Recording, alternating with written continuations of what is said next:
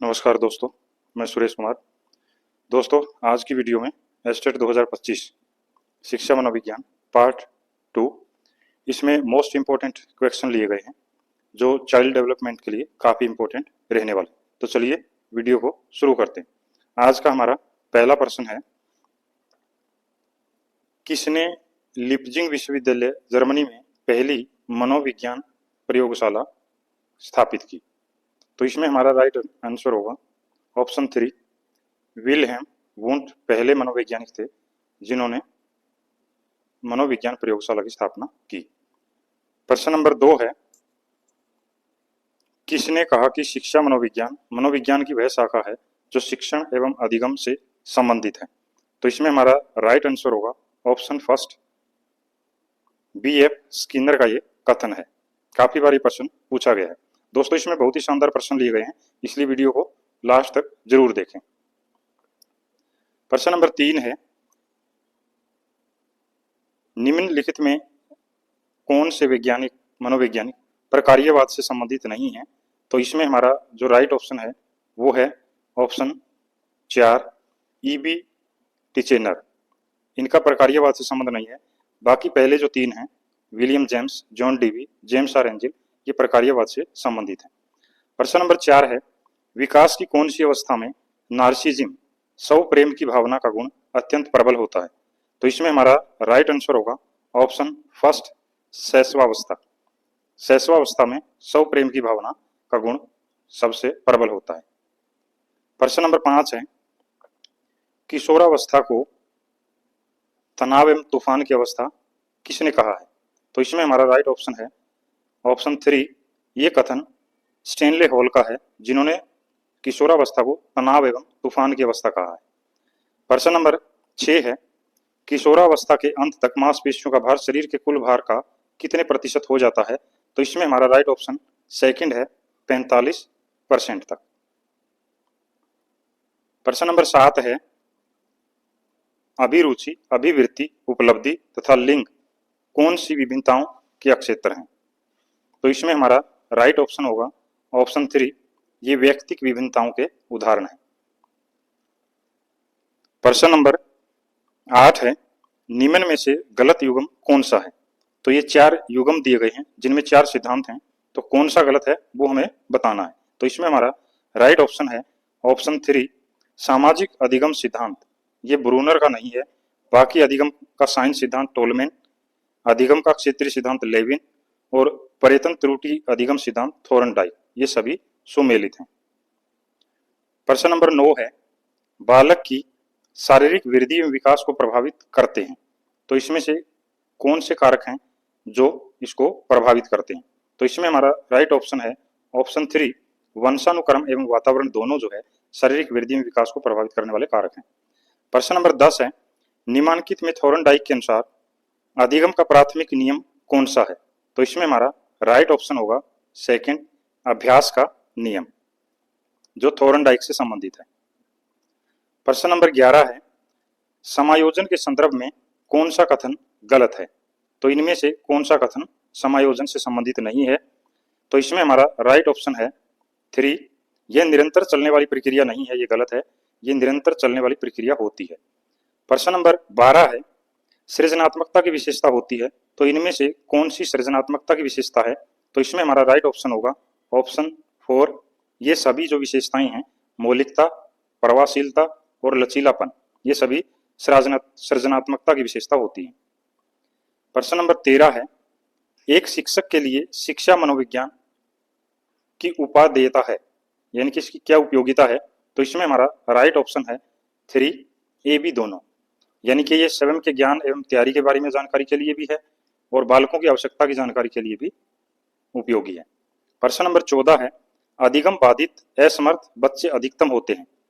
तो जो अधिगम बाधित बच्चे होते हैं वो किससे पीड़ित होते हैं या किस काम में असमर्थ होते हैं?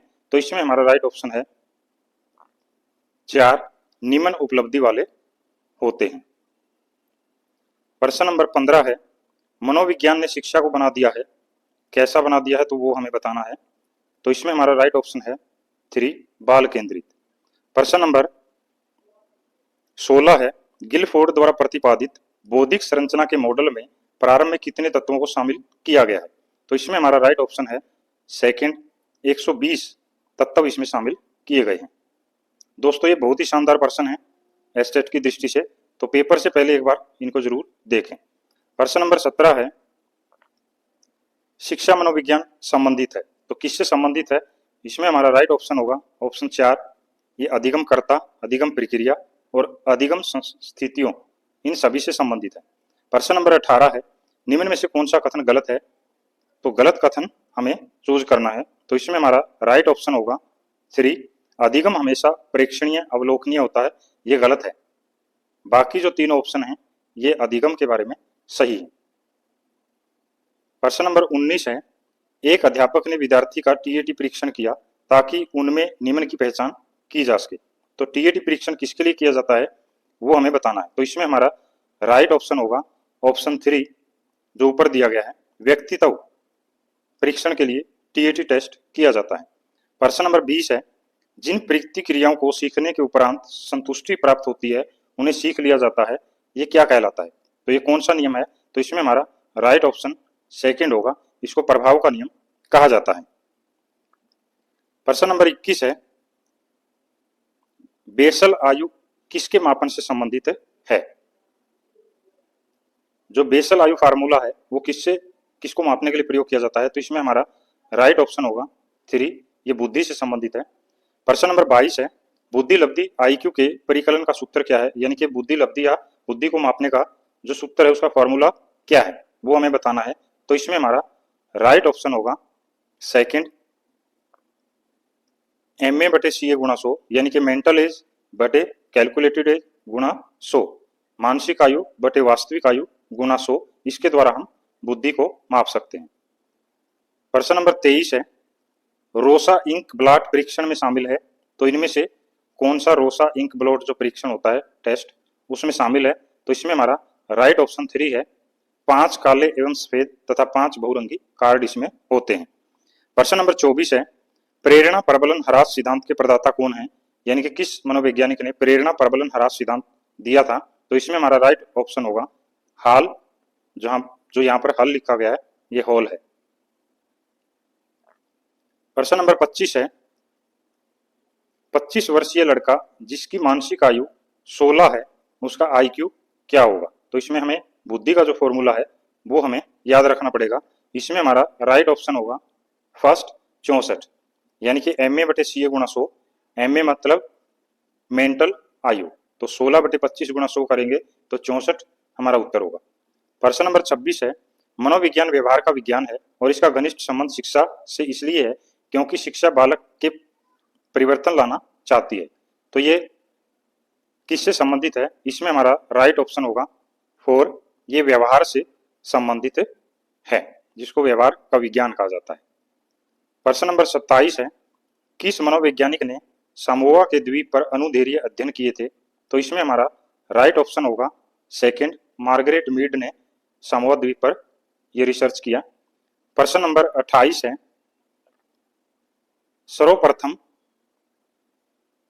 सर्वप्रथम मनोविज्ञान ने अपनी आत्मा का परित्याग किया, फिर उसने मन का त्याग किया, उसके बाद उसने चेतना का त्याग किया, अब वह व्यवहार की विधि को स्वीकार करता है, तो ये कथन किस मनोवैज्ञानिक का है? तो इसमें हमारा राइट ऑप्शन होगा 3, ये वुडवर्थ से संबंधित है। प्रश्न नंबर 29 है, अंतर्दृष्टि या सूझ द्वारा सीखना सिद्धांत किसने दिया है? तो इसमें हमारा राइट ऑप्शन होगा सेकंड, ये कोहलर का सिद्धांत है जिसमें सूझ द्वारा सीखा जाता है। प्रश्न नंबर 30 है, वाइगोत्स्की बच्चों के सीखने में निम्न में से किस कारक को महत्वपूर्ण मानते हैं? तो इसमें हमारा राइट ऑप्शन होगा ऑप्शन 4, सामाजिक, यानी कि जहां भी सामाजिक शब्द आएगा तो उसमें वाइगोत्स्की आपको याद रखना है। प्रश्न नंबर 31 है, जब पूर्व का अधिगम नई स्थितियों में सीखने पर किसी भी प्रकार से कोई प्रभाव नहीं डालता तो ये क्या कहलाता है? यानी कि पहले सीखा हुआ नई स्थितियों में सीखने पर किसी प्रकार सहायक नहीं है, तो इसमें कौन सा प्रभाव होता है? ये हमारा राइट ऑप्शन होगा सेकंड, ये अधिगम का शून्य स्थानांतरण कहलाता है। प्रश्न नंबर 32 है, स्किनर द्वारा प्रतिपादित अधिगम सिद्धांत कौन सा है? यानी कि स्किनर ने कौन सा सिद्धांत इनमें से दिया है? तो इसमें हमारा राइट ऑप्शन सेकंड है, क्रिया प्रसूत अनुबंध जो सिद्धांत है वो स्किनर का है। प्रश्न नंबर 33 है, मानव विकास के संबंध में कौन सा कथन इनमें से गलत है? तो इसमें हमारा राइट ऑप्शन होगा फर्स्ट, विकास रेखीय होता है, ये गलत है। प्रश्न नंबर 34 है, जब एक ही विषय के विकास का अध्ययन अधिक समय अवधि तक किया जाता है, इस अध्ययन को क्या कहा जाता है? तो इसमें हमारा राइट ऑप्शन होगा 4, अनुदैर्घ्य अध्ययन, ये कहलाता है।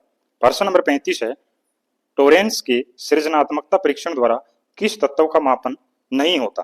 तो इनमें से कौन सा तत्व नहीं मापा जाता टोरेंस के सृजनात्मकता जो टेस्ट होता है उसके द्वारा? तो इसमें हमारा राइट ऑप्शन होगा ऑप्शन 4, तार्किकता, इससे नहीं मापी जाती। प्रश्न नंबर 36 है, निम्न में से कौन सा स्प्रेंगलर ने के द्वारा दिया गया व्यक्तित्व का वर्गीकरण नहीं होता? तो इसमें हमारा राइट ऑप्शन होगा 2, सुडोलकाय, सेकंड ऑप्शन। प्रश्न नंबर 37 है, प्रासंगिक अंतर्बोध परीक्षण किसके द्वारा किया गया था? तो इसमें हमारा राइट ऑप्शन होगा सेकंड, मार्गन एवं मूरे के द्वारा प्रासंगिक अंतर्बोध परीक्षण किया गया था।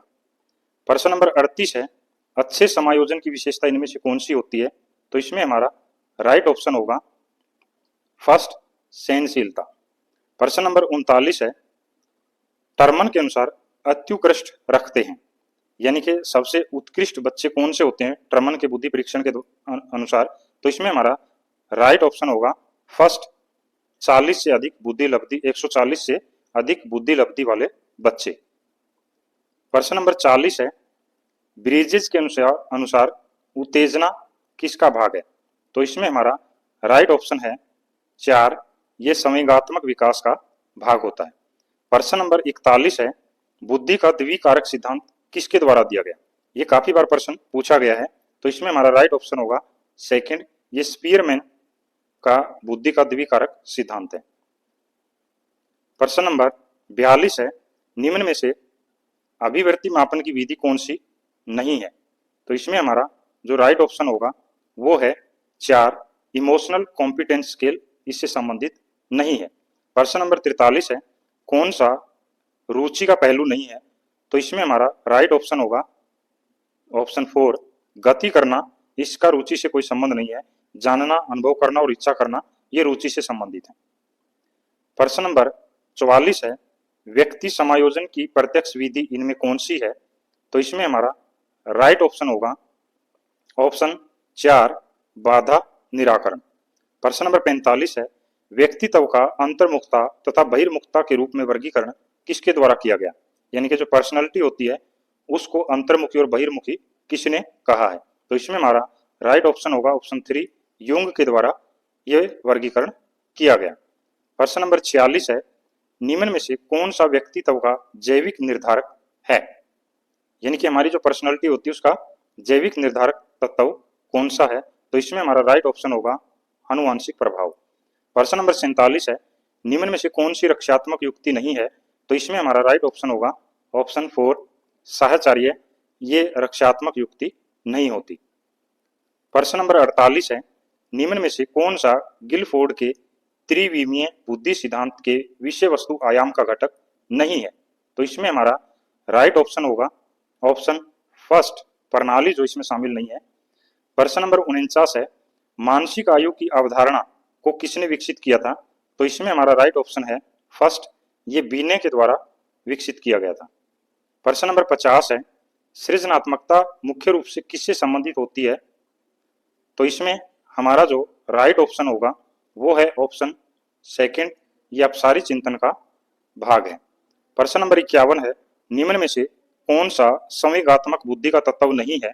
तो इसमें हमारा राइट ऑप्शन होगा फर्स्ट, उद्यमी सामर्थ्यता, इसमें शामिल नहीं है। प्रश्न नंबर 52 है, उपलब्धि अभिप्रेरणा का सिद्धांत किसके द्वारा दिया गया? तो इसमें हमारा राइट ऑप्शन होगा सेकंड, मैकलीलैंड के द्वारा उपलब्धि अभिप्रेरणा का सिद्धांत प्रदत्त किया गया। प्रश्न नंबर 53 है, डिसलेक्सिया संबंधित है, ये भी काफी बार पूछा गया है, तो इसमें हमारा राइट ऑप्शन होगा सेकंड, ये पठन विकार से, यानी कि पढ़ने में जब दिक्कत होती है उससे संबंधित है। प्रश्न नंबर 54 है, बाल अपराध का इनमें से कारण नहीं होता, यानी कि ये 4 ऑप्शन है, इनमें से कौन सा बाल अपराध का कारण नहीं है, तो इसमें हमारा राइट ऑप्शन है 4 उचित घरेलू वातावरण, यानी कि शारीरिक दोष, गरीबी और असफलता इसके कारण है। प्रश्न नंबर 55 है कूडर परीक्षण मापन के लिए अभिकल्पित है। तो कूडर परीक्षण का प्रयोग किसके लिए किया जाता है? तो इसमें हमारा राइट ऑप्शन होगा ऑप्शन 3, ये अभिरुचि को मापने का एक सिद्धांत है। प्रश्न नंबर 56 है निम्न में से कौन सा सृजनात्मकता का तत्व नहीं है? तो इसमें हमारा राइट ऑप्शन है ऑप्शन 4 स्मृतिकरण, यानी कि याद रखना जो है वो सृजनात्मकता का तत्व नहीं है। प्रश्न नंबर 57 है 12 वर्षीय विद्यार्थी सोहन की बुद्धि लब्धि 75 है, उसकी मानसिक आयु वर्षों में क्या होगी? तो इसमें हमारा राइट ऑप्शन होगा सेकेंड 9 वर्ष, और बुद्धि लब्धि का जो सूत्र है MA/CA × 100 वो आपको याद रखना है। प्रश्न नंबर 58 है बुद्धि परीक्षण निर्माण के जन्मदाता हैं, यानी कि जो IQ टेस्ट है वो किनके द्वारा विकसित किया गया? इसमें हमारा राइट ऑप्शन होगा सेकंड अल्फ्रेड बी ने। प्रश्न नंबर 59 है सीखना विकास की प्रक्रिया है, ये कथन किसके द्वारा कहा गया है? यानी कि सीखना जो है विकास का एक भाग है, तो ये हमारा राइट ऑप्शन होगा फर्स्ट, ये वुड्सवर्थ का कथन है। प्रश्न नंबर 60 है निम्न में से कौन SR अधिगम सिद्धांत से संबंधित नहीं है? तो इसमें हमारा जो राइट ऑप्शन होगा वो 4 है, ब्रूनर इससे संबंधित नहीं है, थॉर्नडाइक, स्किनर और पावलोव इन तीनों का इससे संबंध है। प्रश्न नंबर 61 है कौन सा अभिप्रेरणा का घटक इनमें नहीं है? तो इसमें हमारा राइट ऑप्शन होगा रटंत स्मृति, यानी कि रट्टाफिकेशन इसमें शामिल नहीं है। प्रश्न नंबर 62 है कौन सा व्यक्ति विभिन्नताओं का कारण व्यक्तिगत विभिन्नताओं का कारण नहीं है? तो इनमें से कौन सा जो है व्यक्तिगत विभिन्नताओं में शामिल नहीं है? तो इसमें हमारा राइट ऑप्शन होगा 4 निर्देशन, वंशानुक्रम, वातावरण और परिपक्वता ये शामिल है। प्रश्न नंबर 63 है अल्बर्ट बंडूरा द्वारा दिए गए अधिगम सिद्धांत को किस नाम से जाना जाता है? ये भी काफी बार पूछा गया प्रश्न है, तो इसमें हमारा राइट ऑप्शन है ऑप्शन 3 चिन्ह अधिगम सिद्धांत। प्रश्न नंबर 64 है शिक्षा मनोविज्ञान मनोविज्ञान की वह शाखा है जो शिक्षण एवं सीखने से संबंधित है, तो ये कथन किसके द्वारा दिया गया? तो इसमें हमारा राइट ऑप्शन होगा सेकंड, ये स्किनर का कथन है। प्रश्न नंबर 65 है मनोविज्ञान की निम्न शाखाओं में से अनुप्रयुक्त मनोविज्ञान कौन सा है? तो इसमें हमारा राइट ऑप्शन है ऑप्शन 4 शिक्षा मनोविज्ञान जो है वो अनुप्रयुक्त मनोविज्ञान कहलाता है। प्रश्न नंबर 66 है पहली मनोवैज्ञानिक प्रयोगशाला की स्थापना किसके द्वारा की गई थी? यह भी प्रश्न काफी बार पूछा जाता है, तो इसमें हमारा राइट ऑप्शन है वोंट के द्वारा जर्मनी में स्थापित की गई थी। प्रश्न नंबर 67 है सीखने की प्रक्रिया एवं सूझ की दृष्टि से निम्न में से कौन सी विशेषता गेस्टाल्ट मनोवैज्ञानिकों द्वारा निर्धारित नहीं की गई? तो इसमें हमारा राइट ऑप्शन है ऑप्शन सेकंड अधिगम प्रक्रिया यंत्रवत होती है, ये इसमें शामिल नहीं है। प्रश्न नंबर 68 है एक अध्यापक ने कक्षा में पढ़ाया कि हाउस का बहुवचन हाउसेस होता है, तो इसी अधिगम से विद्यार्थी ने माउस का बहुवचन माउसेस कर दिया। यह उदाहरण किस प्रकार के अधिगम स्थानांतरण का उदाहरण कहलाता है? तो इसमें हमारा राइट ऑप्शन है ऑप्शन सेकंड ऋणात्मक स्थानांतरण। प्रश्न नंबर 69 है जब एक कर्मचारी अपने अधिकारी पर गुस्सा प्रदर्शित नहीं कर पाता तो वह घर आने के बाद इसे अपनी पत्नी और बच्चों पर व्यक्त करता है, यह उदाहरण किस प्रकार की रक्षा युक्ति को दर्शाता है? तो इसमें हमारा राइट ऑप्शन होगा ऑप्शन 4, इसको विस्थापन का नियम कहते हैं। प्रश्न नंबर 70 है निम्न में से कौन सा घटक क्लासिकल अनुबंध सिद्धांत से संबंधित नहीं है? तो इसमें हमारा राइट ऑप्शन होगा फर्स्ट ढालना इसमें नहीं है, उत्तेजन है, विलोपन है और स्वतः पुनर्लाभ है। प्रश्न नंबर 71 है स्टैनफोर्ड बी ने बुद्धि लब्धि परीक्षण के लिए तय मानक के अनुसार सामान्य मंदित बालकों का बुद्धि लब्धि प्रसार क्या होता है? जो सामान्य मंद बुद्धि बालक होते हैं उनका स्केल क्या होता है, ये पूछा गया है। तो इसमें हमारा राइट ऑप्शन होगा ऑप्शन सेकंड 35 से 40 से 50 से 55 के बीच में मंद बुद्धि बच्चे माने जाते हैं। प्रश्न नंबर 72 है निम्न में से कौन सा जन्मजात अभिप्रेरक नहीं है? तो इसमें हमारा राइट ऑप्शन होगा थर्ड, आकांक्षा इसमें नहीं है। भूख, प्यास, निद्रा, ये जन्मजात अभिप्रेरक होते हैं। प्रश्न नंबर 73 है, निम्न में से कौन सी अभिव्यक्ति की विशेषता इनमें से नहीं है? तो इसमें हमारा राइट ऑप्शन फर्स्ट होगा, अभिव्यक्ति जन्मजात होती है, ये कथन सही नहीं है। प्रश्न नंबर 74 है, निम्न में से कौन सी जीन प्याजे द्वारा प्रदत्त मूर्त संक्रियात्मक अवस्था की विशेषता नहीं है? तो इसमें हमारा राइट ऑप्शन होगा ऑप्शन 4, संकेतात्मक कार्यों का प्रादुर्भाव। प्रश्न नंबर 75 है, बालकों की बुद्धि को मापने के लिए पहला बुद्धि परीक्षण का निर्माण किसके द्वारा किया गया? पहली बार आईक्यू जो टेस्ट था वो किसके द्वारा तैयार किया गया था? तो इसमें हमारा राइट ऑप्शन होगा सेकंड, ये अल्फ्रेड बीने के द्वारा तैयार किया गया। प्रश्न नंबर 76 है, निम्न में से कौन सा घटक गिलफर्ड द्वारा प्रदत्त बुद्धि की संरचना मॉडल के विषय में विषय वस्तु बीमा का हिस्सा नहीं है? तो इसमें हमारा जो राइट ऑप्शन है वो सेकंड है, संज्ञान जो है वो गिलफर्ड के बुद्धि सिद्धांत में शामिल नहीं है। प्रश्न नंबर 77 है, निम्न में से कौन सा क्रेचमर द्वारा प्रदत्त व्यक्तित्व की शरीर संरचना सिद्धांत के वर्गीकरण का एक प्रकार है? तो इसमें हमारा राइट ऑप्शन होगा ऑप्शन थर्ड, दुर्बल। दोस्तों, इस चैनल पर आपको नेशनल जीके, हरियाणा जीके और टीचिंग से संबंधित शानदार प्रश्न मिलेंगे। तो आप सभी से एक रिक्वेस्ट है कि आप सभी हमारे चैनल कंप्लीट जीएस 360 को लाइक शेयर सब्सक्राइब जरूर करें और इन शानदार प्रश्नों के लिए कम से कम वीडियो को लाइक जरूर करें। प्रश्न नंबर 78 है, बेलक ने व्यक्तित्व मापन के लिए तैयार किए गए बालकों के प्रसंग बोध परीक्षण हेतु क्या आयु वर्ग रखा था? तो यानी कि बेलक का जो व्यक्तित्व मापन का सिद्धांत है वो किस आयु वर्ग के लिए तैयार किया गया? तो इसमें हमारा राइट ऑप्शन होगा थर्ड, ये 3 से 10 वर्ष के बीच के बच्चों के लिए है। प्रश्न नंबर 79 है, निम्न में से कौन सी अधिगम की सही विशेषता नहीं है? तो इसमें अधिगम की जो विशेषता नहीं है वो ऑप्शन 4 है, बाकी सभी जो है तीनों ऑप्शन अधिगम की विशेषता बताते हैं। प्रश्न नंबर 80 है, 80 और आज का लास्ट प्रश्न है। तो सभी से एक रिक्वेस्ट है कि आप चैनल को लाइक शेयर सब्सक्राइब जरूर करें और कम से कम वीडियो को लाइक जरूर करें। तो प्रश्न नंबर 80 है, निम्न में से कौन सा जोड़ा मूल प्रवृत्ति संवेग के अनुरूप सही नहीं है, जैसा कि मैकडूगल ने उल्लेख किया? यानी कि मैकडूगल का जो सिद्धांत है उसमें कौन सा जोड़ा शामिल नहीं है वो हमें बताना है। तो इसमें हमारा राइट ऑप्शन होगा फर्स्ट, युयुत्सा भय।